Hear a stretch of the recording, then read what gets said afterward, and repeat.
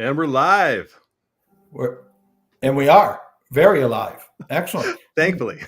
Nice green screen room, but you've got stuff on the wall. No. Yeah, I got some artwork up. I like the art. I blurred it out a little bit so it won't be distracting because it's just so good. But I've left Audrey behind me. She'll stare at you the whole show. Yes. And Marilyn's up there too. This is Stephanie's studio, and I'm sitting in tonight. So we have more than one Marilyn and more than one Audrey Hepburn. So it looks great and it sounds great. You've got all your technical stuff figured out. It seems like we're doing okay over here. I'm pretty pleased with this. We haven't done a show where I've been at home for a while. So we set that up about a year ago, and this is the first time we've used it. Yes, and we think next Tuesday will be a special treat. It may be from 13 hours away. I'll be in Japan with Sean Dyke and 4 other mayors from Southern Ontario, visiting many of our Japanese suppliers or factory companies. And so it's a SOMA, Southern Ontario Marketing Alliance. And they go almost every year with some groups from Southern Ontario. This is my first time ever. So I'm kind of, and I've traveled Asia a lot, but I've never made it to Japan. So this is going to be quite unique for me. We're going to try to do Mayor's Update, 13-hour difference. So 6:30 next Tuesday night for you is 7:30 the following morning for me, Wednesday morning. So it'll already be Wednesday. You can ask me how the day's going, right? Yeah. It's going to be fantastic. You get a it's like a time travel a little bit. Well, it is. I'll be ahead, Back to the Future. Right? Won't it be nice to be ahead? Yeah. Okay. What have we got going on in town? We had council last night, so we'll go over some of that. Remember, we still have the Wind Ensemble this Saturday at 2 p.m. I'm holding up the ticket. Yeah. And so the Wind Ensemble is playing. And also on Saturday for the Railway City Soccer Club, the Railway City Football Club, Railway City FC, and their elephant named Striker. Mascot. Yes, mascot will be there.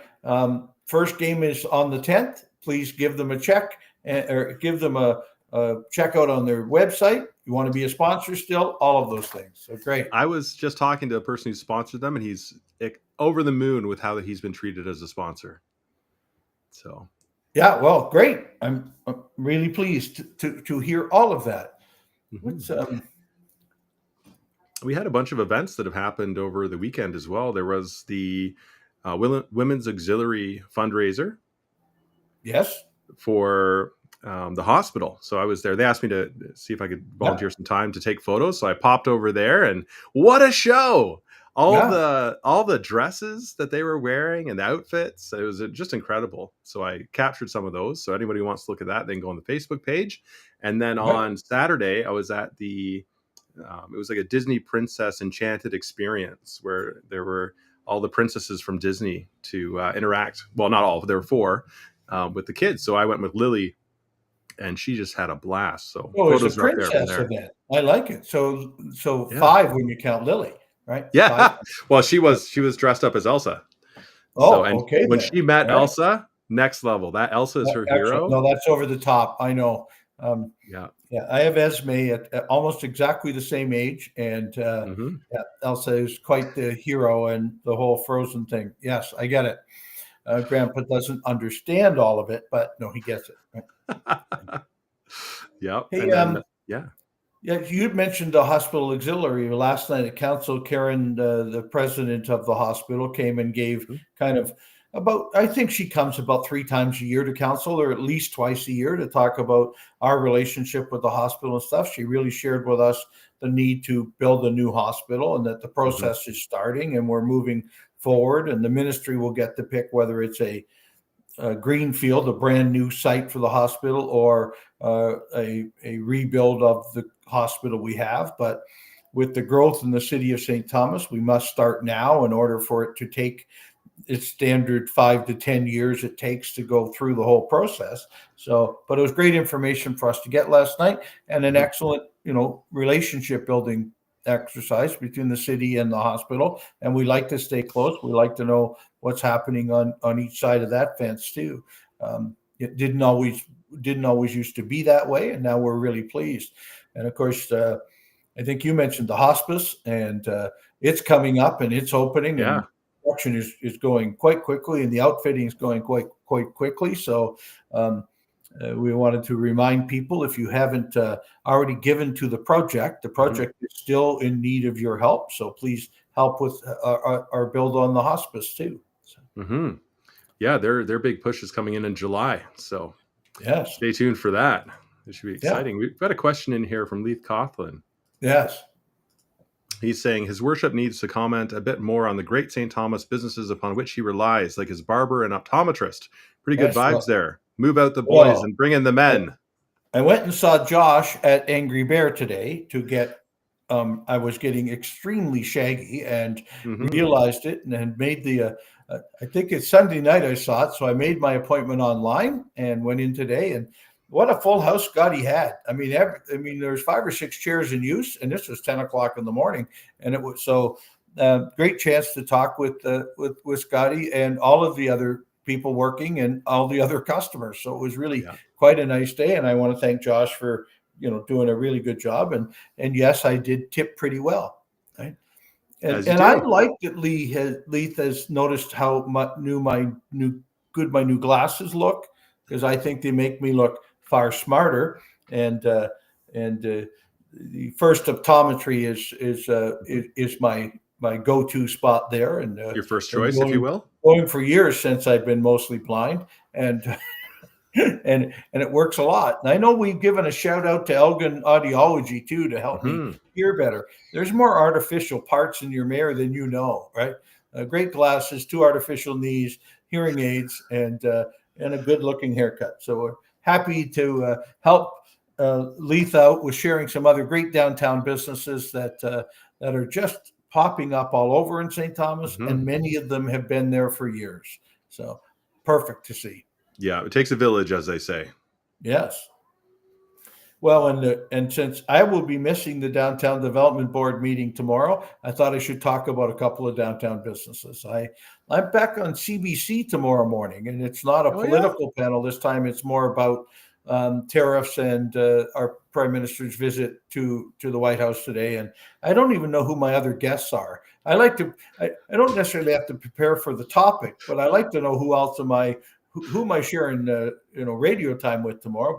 But Andrew Brown's been great at picking up the phone and saying, Joe, I can't get anybody for tomorrow. Will you come? And no problem. I now know my way to get downtown London to the Galleria and park and get in and do my CBC stuff. So speaking of the CBC, I've been really thinking about it over the election. There were a lot of calls for defunding the CBC and all that type of stuff. And I think that one of the things that I came away with after my time contemplating it is the CBC has become kind of our chronicle, the chronicle of the history for Canada.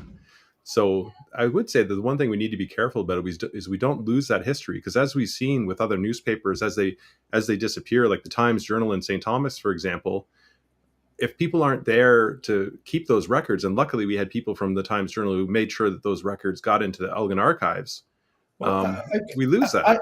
I won't disagree with you, but I'll say I'd rather we could save most of the old media history that's out there, and putting all our eggs in one basket maybe isn't what's doing it. Because if one news media outlet is fully funded and the rest have to scramble for the scraps, it's what's causing us to lose a lot of what we have, in my opinion.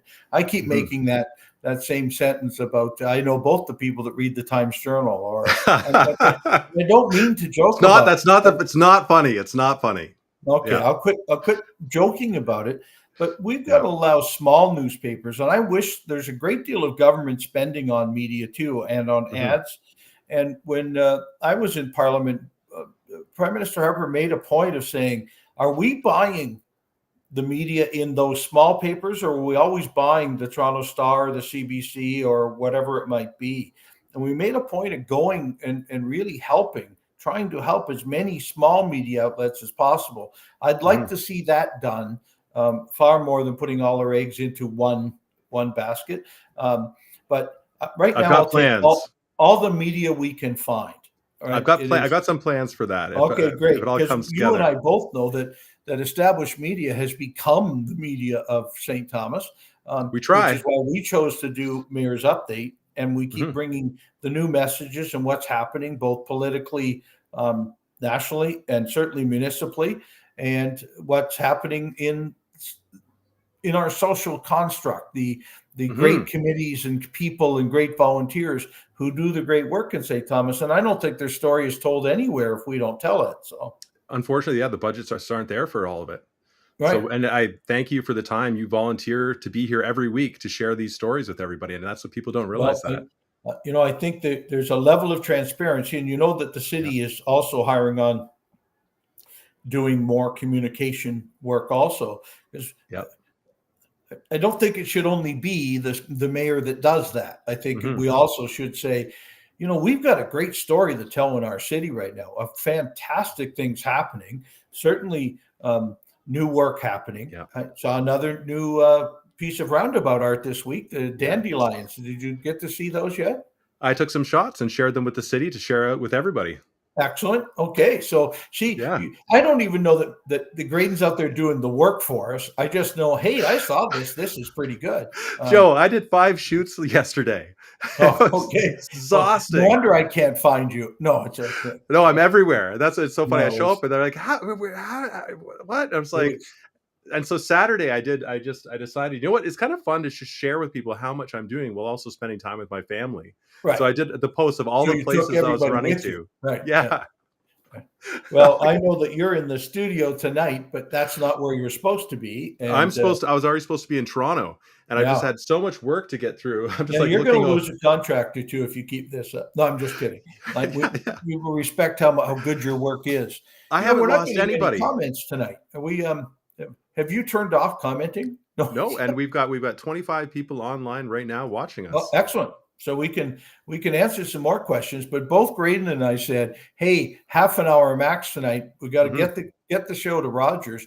I want to go sit in that chair with two puppies, and you want to get to Toronto. So I will take my time to go do that. But let shouldn't Ah, media be unbiased? Of course they should be, right? Of right, course they should be, and and. Grayden, certainly with Mayor's Update, we've tried to be as unbiased as we can be, but it's the mayor that you're talking to, and I certainly have opinions on a lot of the things that the city is trying to do. well, So you'll here's have to take it with the mayor's opinion of that, the great growth in our community and the great housing we're attracting and the drop in crime rates. All are an unbiased opinion of the mayor. mhm. Yeah, and I think, and Tony Porter is also saying established media is not unbiased. And I think, Tony, to a certain extent, you're right. And one of the things I want to do with established media is point out the biases and admit any that I have. And I feel that in terms of my biases, what I try and do is to allow people to know where my bias lies. And that way, you can understand what I'm saying and you understand where I'm coming from. But Right. the other thing is I'm always open to other people's opinions. I want that dialogue. I want my mind to be changed if it should be. And I need people to bring those opinions in, which is why we have an open forum where anyone can ask any question. The one thing we do avoid is personal attacks, especially if they're unfounded. And I think it's the only way to get correct media these days is Mhm. to use your mind too to also check the message, right? Yeah, And I'm if not you always think right. right, if you think somebody's unbiased, say it so that the conversation can take place as to why we chose to say a story in a certain way, Mhm. or we took a side. Um, and sometimes there's 10 sides you could take, and we only take one of them, and so 9 other people are also there. So Tony, you're absolutely right.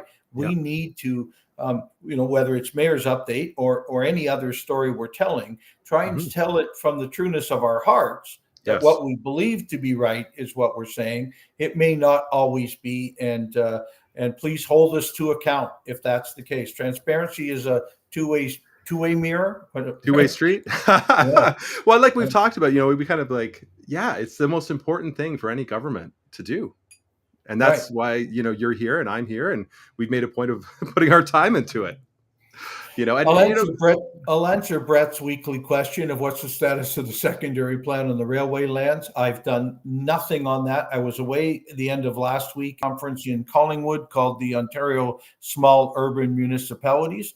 Our city manager and I were both there meeting with a number of other cities and AMO staff and Roma staff. And so we came back with some great ideas of certainly some great downtown work that I'll need to share with you from a DDB point of view, but also they're really rebuilding their harbor. And so how does a city that has a great facility like a harbor turn that into now a tourist piece? It was an industrial harbor. And so we learned some pretty good things there. So I was not active through that, and through the weekend. Then I took a day or two off to finish building a pantry that I was trying to build in Oliphant. It took way longer than I thought. Always does. It proved the point that I continue to say over and over and over. I'm not handy. I speak for a living. I don't really do tools or anything else really well. But by the time I was done, I was done. And then we've got but I am meeting with some of the people on the secondary plan tomorrow. Look, this is a big project that our planning department's picking up. The owner, at least one of the owners of the land, and Doug Terry and his group are also picking it up. And I will chase it a little more tomorrow. We'll see what we can get in time for the next show. Very good. And Tony Porter's also saying, I wasn't talking about Mayor's update in terms of, I don't know what he's talking about. If you're talking about bias, like Tony, please explain what you're talking about, and then we can address it directly. I can address it directly. Right. And then, the secondary plan, you just addressed that. And then we're talking about what's happened at council. Well, let's do a little bit of council work while we're here, and we've got some time left. As I already shared, Karen Davies, the president and CEO of the St.Thomas and Elgin General Hospital, came to give us a deputation last night, kind of a strict message of what the numbers have been like at the hospital, how growth is needed, and that we'll need to look at building a new hospital and working on that. We had also last night 2 community improvement program expenditures that were discussed at council, 90 Hicks Street and 70 Dennis Road. And so that's, the community improvement plan is funding that the city can offer to people who are building new units or attracting new businesses to our community.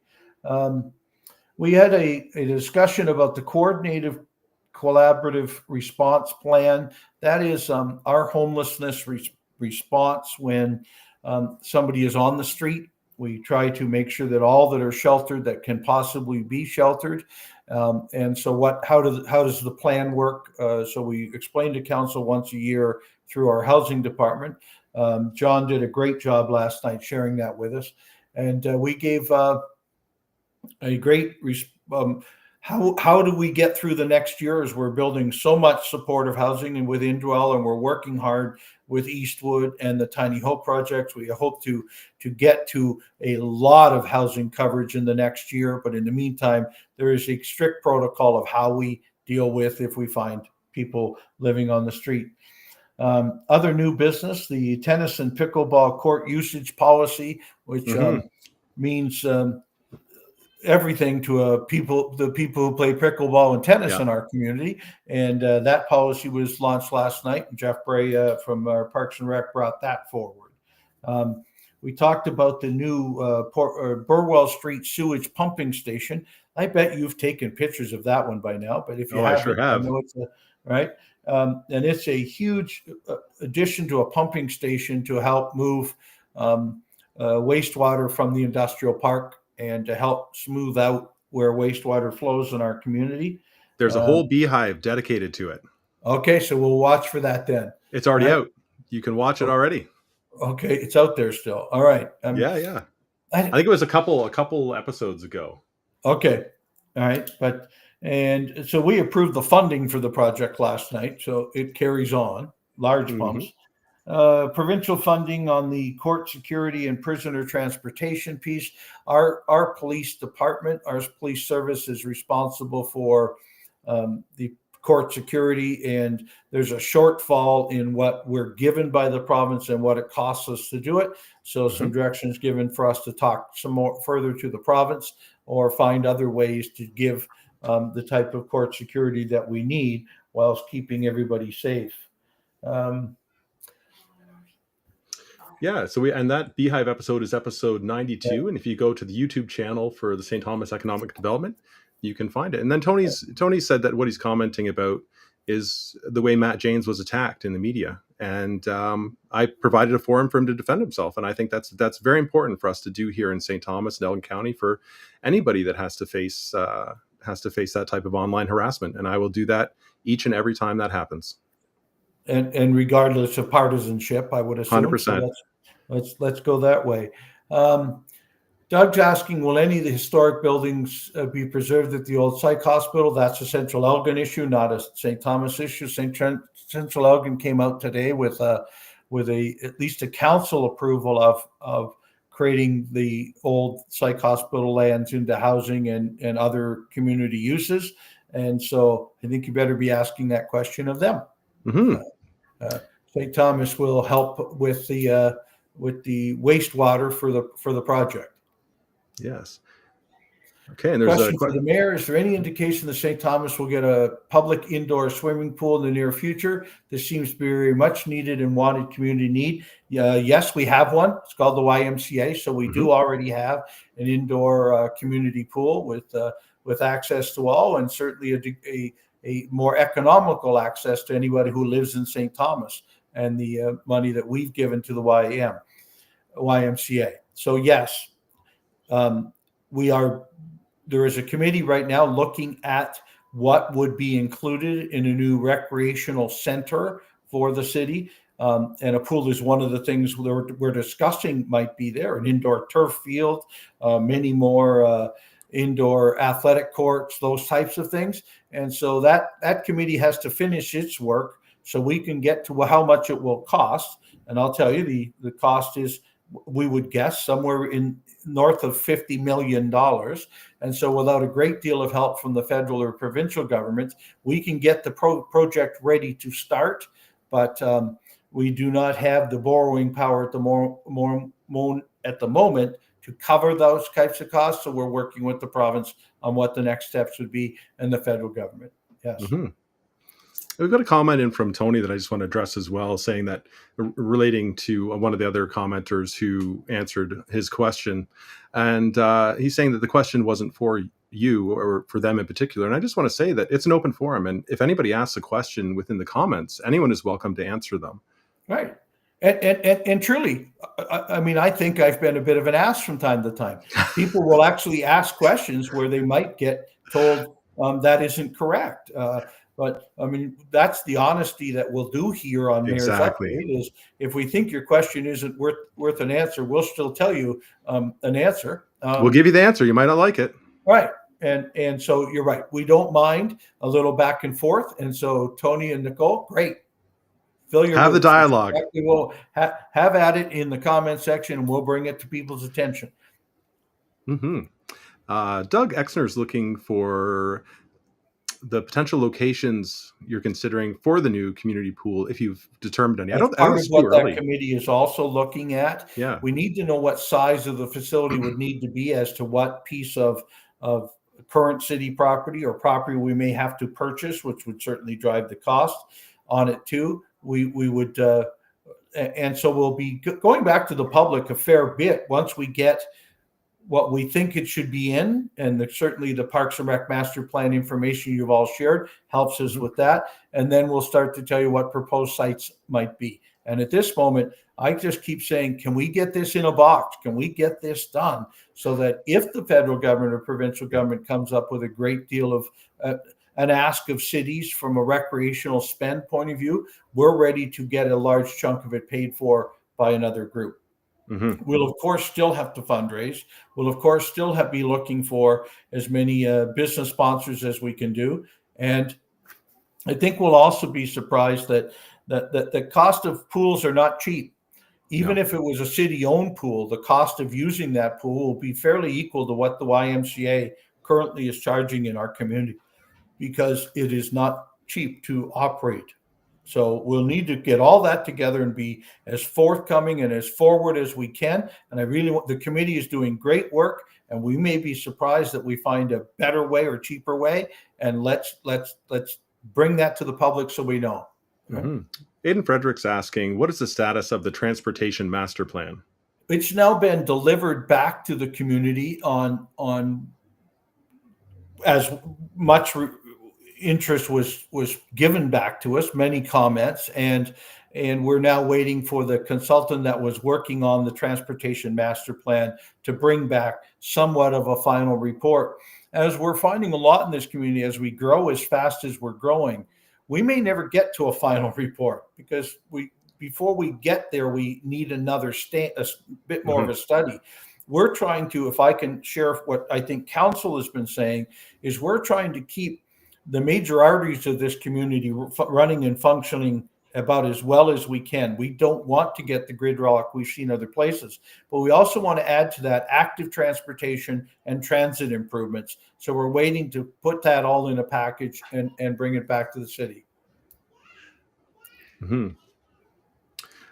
Nicole's saying that the YMCA is not a nonprofit, but it's not a public pool. They deny no one.